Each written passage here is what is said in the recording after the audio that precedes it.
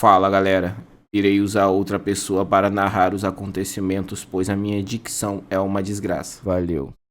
Nessa primeira cena curta, temos uma breve explicação do que virá pela frente. Parece que há lutas sangrentas no subsolo, desde os tempos antigos, coordenadas pelos Zaibatsu. Aqui, podemos ver que um grupo de homens num carro aparentemente sequestram uma garota, e quando estão prestes a fazer coisas ruins com ela, o motorista freia para fazer a coisa certa e parar esses homens, mas não era necessário. A menina que havia sido pega aparece falando que todos eles estão mortos e pede para ele continuar dirigindo. Ao chegar, a mulher parece falar com alguém no telefone que já chegou e chama o homem que estava dirigindo de pedaço de lixo. Olhando ao redor, e não reparando que a menina só está de roupas íntimas, vemos que eles estão em um lixão. O homem se depara com diversos outros homens mortos e corre para fora dali, até achar um espaço sem um ringue. Usando do poder do roteiro, o que parece uma das pessoas que conhece aquele lugar explica pro homem completamente aleatório o que são os Therianthropos, seres com intelecto humano mas características animais, e também se revela e tenta matar o homem, que é salvo pela garota que ainda está sem suas roupas por algum motivo. Ela também se transforma, e está prestes a lutar com o Homem-Leão. A luta começa, e vemos que ambos são muito fortes, o que surpreende, já que vimos que o leão nunca perdeu. O leão tem uma habilidade simples, seu rugido, que paralisa todos os outros animais pelo medo. Mas a nossa protagonista se revela como um ratel, o animal mais destemido, ou seja, ela nunca experienciou o medo. Sem outro resultado possível, Brute Ratel ganha a luta. Vemos que um satélite assistiu à luta o tempo todo, com o que parece uma plateia. Todos ficam chocados que o leão perdeu, e um dos homens que assistia revela que ela é sua maior criação. O protagonista acorda achando que tudo aquilo foi apenas um sonho, até sua mão deslizar em algo macio até demais na sua cama e percebe que não foi um sonho, e a mulher Ratel estava do seu lado. Ele lembra que na noite passada tratou dos ferimentos dela, pois ela não podia ser vista no hospital comum. Mais tarde, eles se encontram em uma cafeteria para comer, e não muito tempo depois, o homem que havia assistido ela lutar, aparentemente seu guardião, aparece. O nome do que parece nosso segundo protagonista é revelado, Nomoto Yuya, que parecia estar sendo observado pelo guardião de Tomi, o nome da Ratel. Então, descobrimos que essas criações dos Therianthropos são para lutar numa guerra entre os Zaibatsu, as facções que coordenam as lutas subterrâneas. Ao fim da conversa, vemos que Nomoto aparentemente será usado como o último investidor de Killing Beats, e ele deve ser protegido pela Hitomi. Nessa cena, Hitomi vai à casa de Nomoto e após contar todo o dinheiro que o guardião de Hitomi lhe dera, 100 milhões de ienes, fica bem claro que ela manda nele agora, curioso como isso é comum em animes Ekshi, e ele vai fazer compras para ela. Voltando para casa, Nomoto é surpreendido por uma mulher enquanto voltava, que se mostra nua ao protagonista para distraí-lo, e o golpeia com um espinho, mostrando que ela também é uma Therianthropo. Ela o interroga sobre a Ratel, mas logo, ela aparece no local. E o episódio termina com uma mulher sem roupas com espinhos pronta para enfrentar uma menina só de roupas íntimas. Isso é o Japão. Continuando com a luta, a inimiga se revela como um porco-espinho. A batalha parece acirrada. Após receber o golpe mais poderoso da porco-espinho, Hitomi cai, mas está de pé graças ao poder do protagonismo, e com ainda menos roupas, finaliza a inimiga.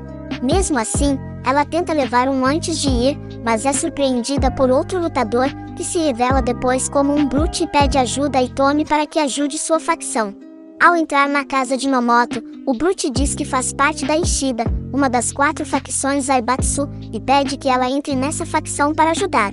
Ela negou no começo, mas seu guardião mandou uma mensagem para ela, dizendo algo que faz ela aceitar pelo menos um contrato temporário. Nomoto é acordado de surpresa por Hitomi, que diz que terá de ir para a escola junto de Nomoto. Na aula, Nomoto é abordado por um otaku, que foi uma representação muito fiel, diga-se de passagem, mas isso não é importante. O professor estava praticamente quase morto enquanto dava aula, e Hitomi não conseguia nem ouvir o que ele dizia direito. Então, ela vai ao banheiro.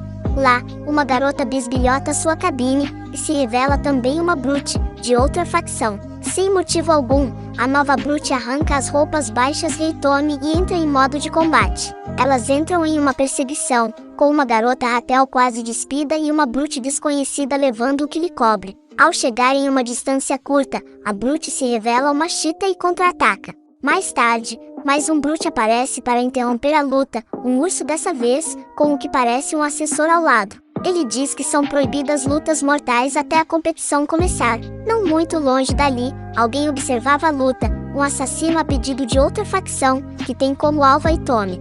O episódio seguinte inicia com ambas as últimas lutadoras que vimos com roupa de empregada fazendo pose para fotos, provavelmente para agradar os gados otakus. Na cena seguinte, vemos a explicação para isso. As pessoas viram suas formas de luta, com aparência animal, e constataram que elas eram cosplayers. Quando Nomoto chega em casa, é surpreendido pelo Brute Leão, Léo, uma menina que se diz a neta de um diretor Zaibatsu, Yoko, e o Brute que já estava lá. Ela começa a falar sobre o torneio, diz que quem perde no torneio é morto, e quem está por trás disso tudo é o guardião da Hitomi, Chidori, que está tratando os lutadores como cobaias.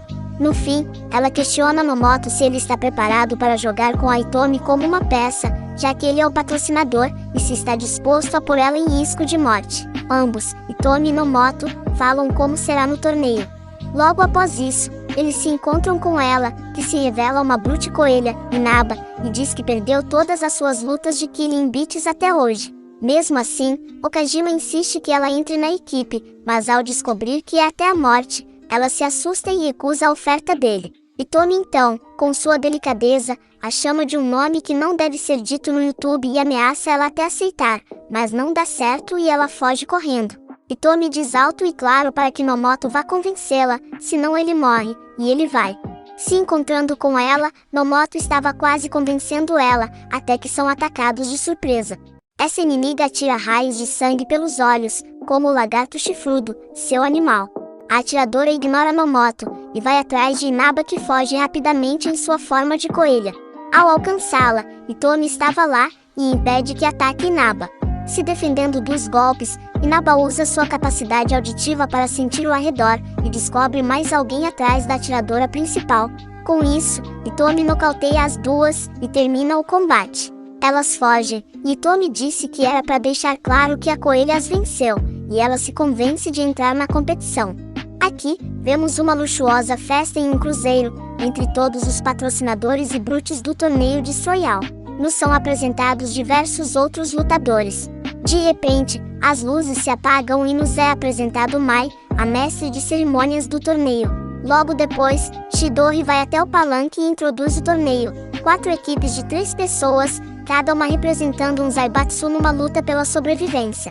O torneio será realizado em uma ilha desabitada. No banheiro, Inaba se encontra com os 3 lutadores da equipe de Sumitomo Zaibatsu e emboscam ela, mas logo, Hitomi chega, e a equipe cogita atacá-la ali mesmo, mas recuam. Os lutadores chegam ao campo de batalha, e os jogadores veem um holograma, como um tabuleiro, e os jogadores são como peças que se movem de acordo com a quantidade tirada no dado. Nos é mostrado o campo de batalha, com Hitomi conversando com alguns dos organizadores do torneio, que dizem que ela deve se manter com aquele colar, porque é de lá que ela ouve as instruções do seu jogador, e se ela não segui-las irá soar o alarme e o colar irá explodir.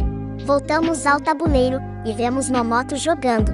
Todos duvidavam dele, mas acidentalmente ele pega a melhor posição de observação do jogo inteiro, o ponto mais alto. Mas vimos que na verdade, ele estava seguindo os sinais de mão de Hitomi, que dizia para onde ele deveria seguir no tabuleiro. No campo, logo na primeira rodada, já começa um combate para tomar a melhor posição, entre Hitomi e o Brute Urso. Pretendendo vencê-la com um só golpe, por conselho de Léo, Bear parte para cima com seu ataque mais forte logo de início, mas para surpreender a todos, quem faz isso é Hitomi, e o finaliza com seu golpe mais poderoso. Vemos Okajima, que é surpreendido por um ataque nas costas do Tiger, mas resiste com sua transformação de hipopótamo. Mas não são só eles que estão ali, mais lutadores chegam ao confronto, para derrotar Tiger, que não abaixa a cabeça.